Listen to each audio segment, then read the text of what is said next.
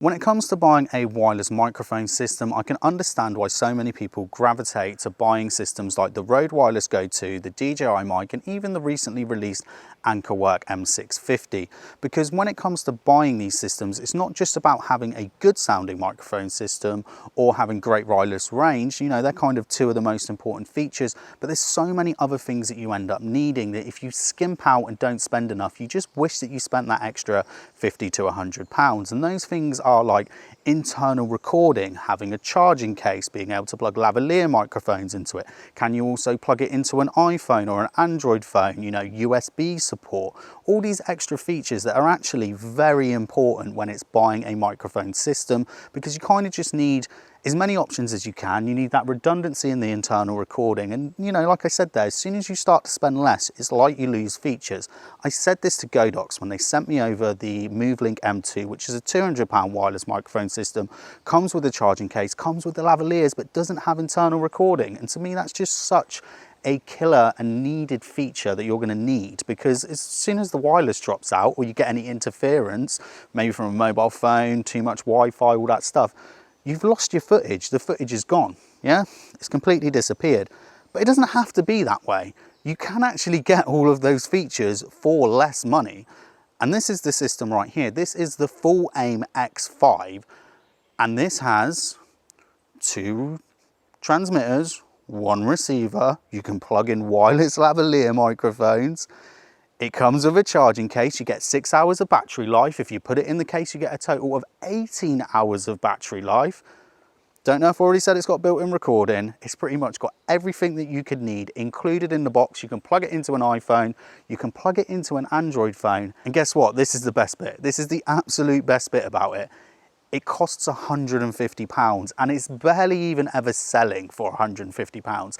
This thing retails generally for about £110 to £120. They are constantly running discount codes on it. There's an affiliate link down in the description. I even seen it as low as £105 the other day. It's just amazing. It sounds good, and we're going to test the hell out of it in today's video. We're going to do range tests. I've turned around because I had to take my backpack off because it's rubbing and picking up and I can't remember which bush I put it in. But we're going to do range tests. We're going to compare it to the AnkerWork M650. We're going to test out the noise cancellation. It's even got built-in noise cancellation. We're going to plug in some lavaliers. We're going to do loads of stuff. We are going to do a bunch of tests today. I'm telling you, it's been an absolute nightmare recording today. So the sun's constantly coming through the clouds, meaning I have to completely re-expose the shot constantly, but it's looking like it's going to stay cloudy for a while now. But as soon as it gets cloudy, it starts to freaking rain. So hopefully we can talk about the test setup and everything that's included with this awesome wireless microphone system before either the sun comes out again or it starts raining. I mean, I'm wasting precious time just by waffling on here for this part of the video. So test setup, we are using a Sony FX30 at the moment. When I'm walking around, I'm using the f1.8 11mm lens by Sony, probably putting ND filters and stuff like that on it as well, but not very strong because I'm using gyro stabilization, which means my shutter then needs to be about 200, 1/200. Now at the moment we're actually on the Sigma 18 to 50mm f2.8. I'm at f3.5 with a hider variable ND on. I don't know where we are with that.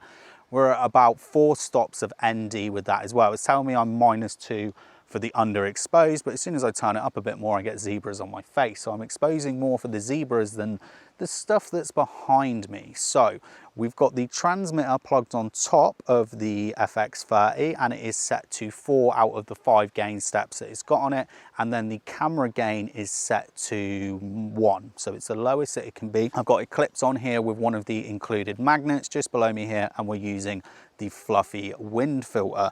So what does it come with? What are the settings on it? How can you get the best out of it? Let's try and cover all of that for you. So it does come in a nice little box, and you'll get one little box that's got like the wind filters and a pretty janky 3.5mm cable in it, but most of the gubbins, everything you need, is going to be in this nice charging case. You can see I've got nothing in here today.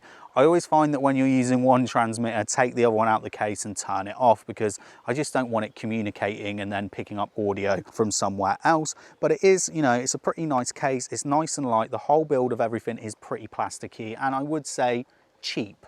but it is cheap. This is a cheap device that's got a lot of features, okay? So it isn't as nice as like the Anker case. There is just, you know, a nicer build quality to it. I'm not saying this is bad in any sense, but you're just getting a bit more extra for your money. Now, the thing that I actually really like about this whole system is that you can actually just plug it in via USB-C to charge as well. So on the AnkerWork M650, these you can only charge with the included charging case, which is a little bit annoying. And it's something that I've got a big gripe for, and you can only sync your recordings back through this case as well. I've had plenty of connection issues already with it. It either seems to work or just one drops out, and it's a bit of a pain. Now, they have made some changes to the X5 case. The original one, you couldn't put the USB-C and the lightning connection adapters in the case. Let me just put the AnkerWork one down for a second there, test out the autofocus as well. So they've already made that change. Another change they made was to the magnets as well. They changed them to circle magnets instead of squares.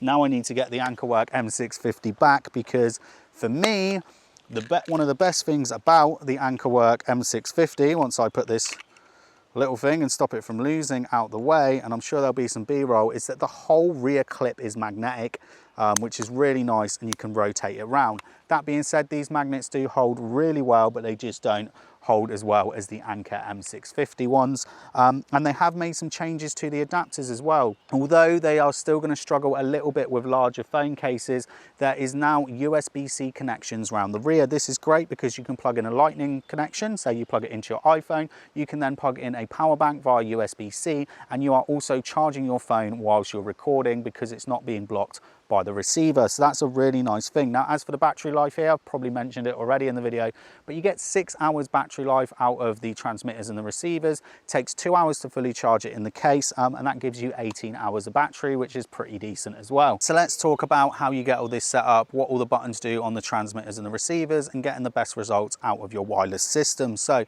let's talk about the transmitters first. So on the top of them, there is a connection to plug in a lavalier microphone, and you can also screw in the included foam filters. They hold really well, so it's a nice connection there. And there is a USB-C on one side. Like I said, you can use this to charge them as well if your charging case ever breaks, or if you just don't have it with you in a pinch, you can do all of that. Now, on the other side, there are two buttons. Let's have a little look.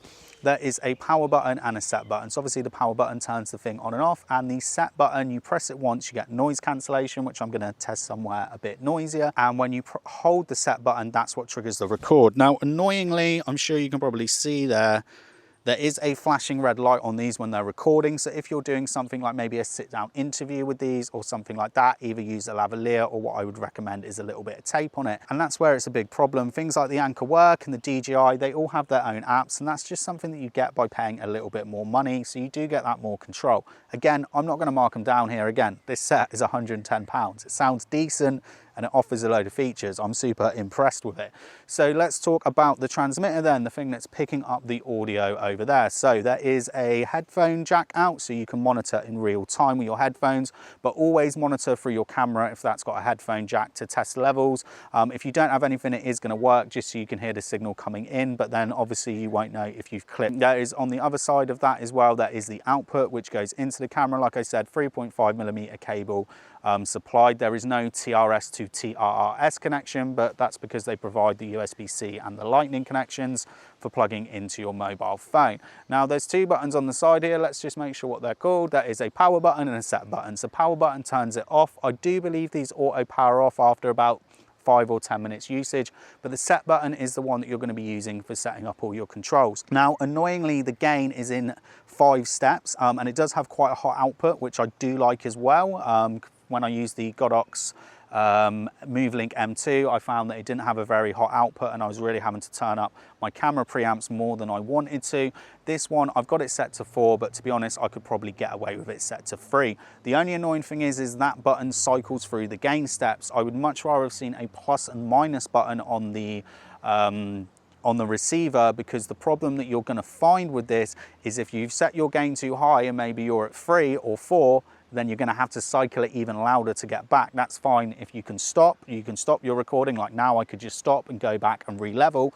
But if you're doing something that's live and you can't stop what's going on live, that's going to be a little bit of a problem. Now this button is also a double feature button because you can hold it, and this is the options that you're probably going to be cycling through the most. So this cycles your audio modes. You've got 3 available to you: mono, stereo and MS, which isn't mid-side, it's just a safety track, mono safety track. So mono is going to take both of these transmitters. I always get confused between transmitters and receivers, and it is going to send them to both channels. So it's going to send this to the left and the right. That's fine if you just want something quick that can go out to the internet. Things like that is fine, and if you're outdoors it's not too much of a problem. But when you're indoors, the other microphone, say the person standing here, that's going to pick them up as well. It's going to sound more roomy because they're omnidirectionals, and what you're going to want to do in post afterwards is split your audio tracks. So that's where you set it to stereo mode, and that is going to split your left and rights. Now the MS mode, like I said, is mono safety, so that is recording one track at about 6 dB lower. Would have preferred that to be maybe 10 to 12 dB lower, because at the moment I am riding quite close with the gain set to 4 on my camera preamp at times when I get a little bit louder, but the 6 dB is there if I need a safety.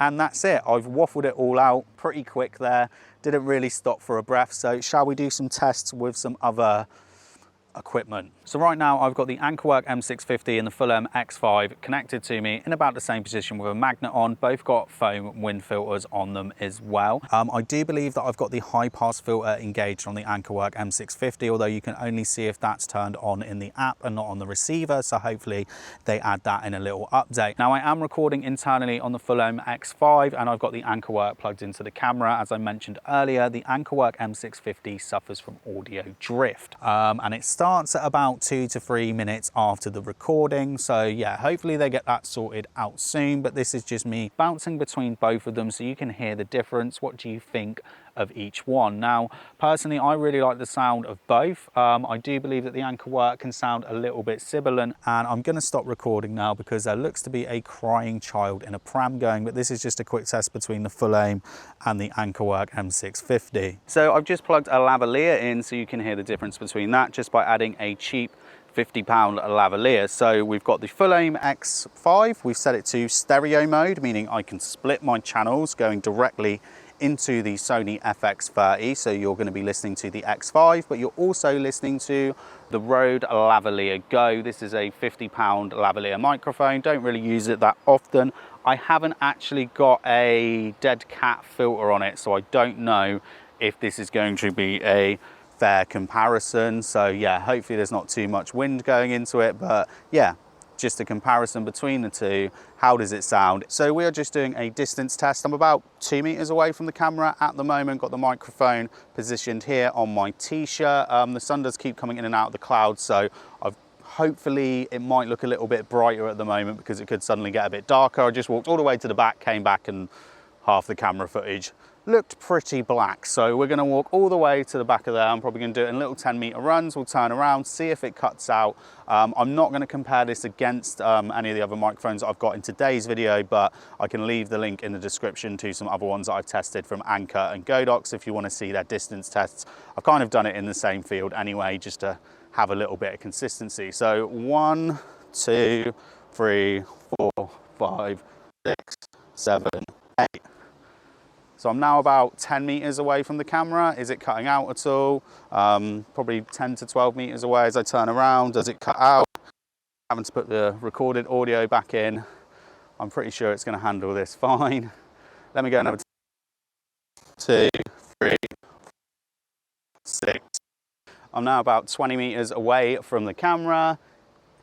Is it still able to pick me up? Are you hearing me loud and clear? This is about the distance that I'm comfortable with being away from my camera. Any further I start to sketch out a little bit, but I've always been like, if a wireless microphone will last this long, that's all we really need to know, and that's good enough for me, okay?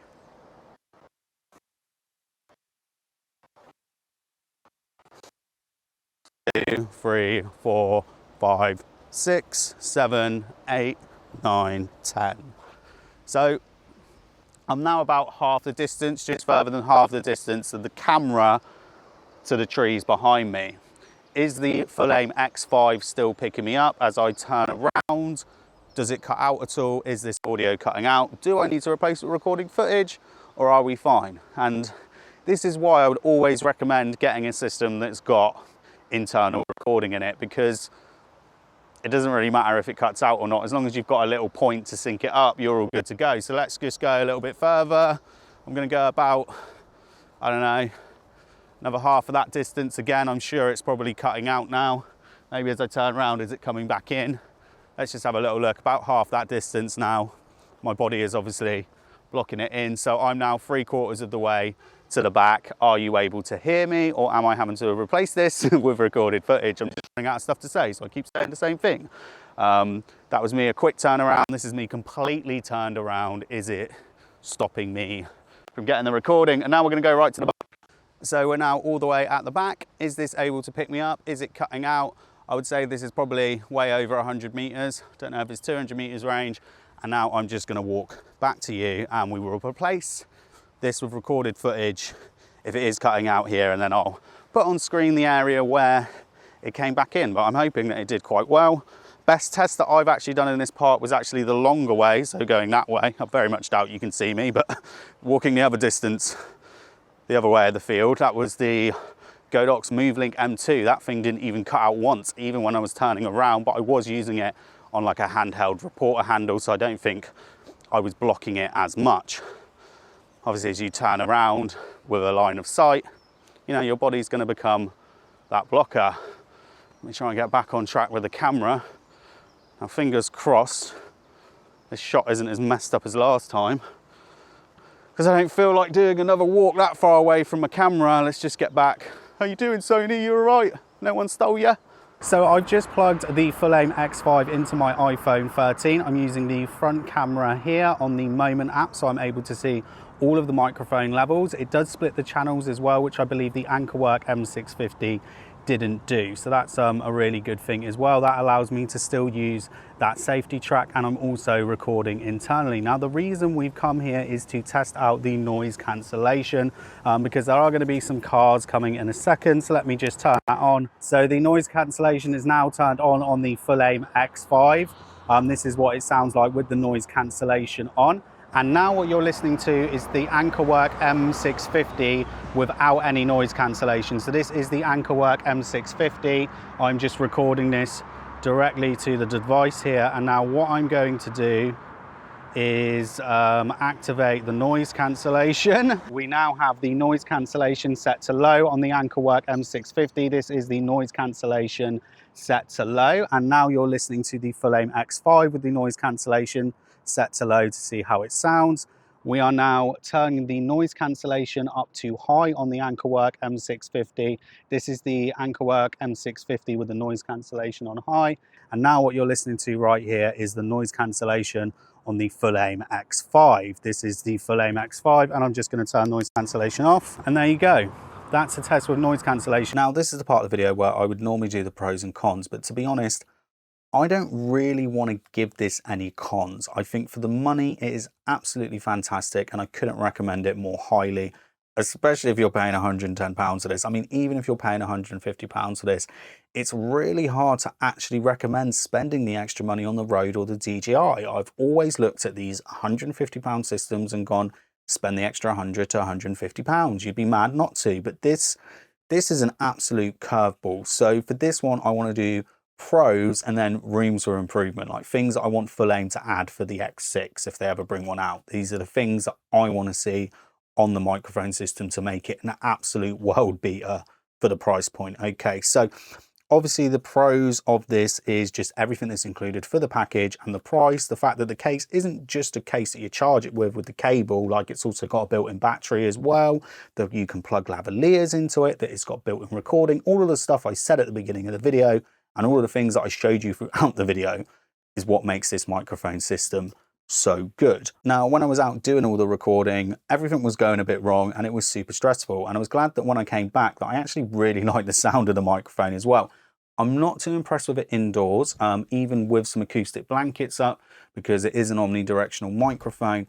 it's not really what I would go to for doing indoor audio. It's not something I would use full time. I would still probably plug a lavalier into it. I would still maybe reach for, you know, a shotgun microphone if you've got some blankets, or if you haven't, I would go for a hypercardioid pencil, small diaphragm pencil condenser, because they're the microphones that I like to use. But overall, when it was outdoors, pleasantly surprised with the sound. And the thing that I was pleasantly surprised with is that he didn't overboost the top end, and it actually sounded a bit dark. I actually quite like a dark sounding microphone because you can always add in some high frequency boost afterwards.